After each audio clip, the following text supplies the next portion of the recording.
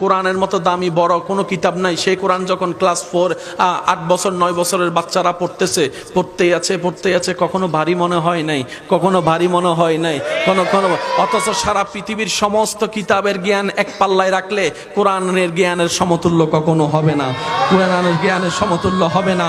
বড় চমৎকার বিষয় কি জানেন, কোনো একজন ছাত্রকে যদি তার পড়া সম্পর্কে জিজ্ঞেস করেন, অনর্গলভাবে কখনো কেউ পড়তে পারবে না, কিন্তু একজন 8 বছর 9 বছরের বাচ্চাকে যদি আপনি কোরআনের পারা উল্লেখ করে, পৃষ্ঠা নম্বর উল্লেখ করে শুধু বলবেন পড়তে, দেখবেন 2-3 সেকেন্ড যেতে না যেতেই অনর্গল পড়া শুরু কোরআন তেলাওয়াত, অনর্গল পড়া শুরু কোরআন তেলাওয়াত। সুবহানাল্লাহ, সুবহানাল্লাহ, সুবহানাল্লাহ। বলতে দেরি, পড়তে দেরি হয় না। আপনি হঠাৎ স্টপ করায় বললেন 4 পারা 3 নম্বর পৃষ্ঠা থেকে বলো, বলতে দেরি, পড়তে দেরি হয় না, পড়তে দেরি হয় না। যদি বলেন যে ইয়াসিন সূরার অমুক আয়াত থেকে পড়ো, চোখটা বন্ধ করে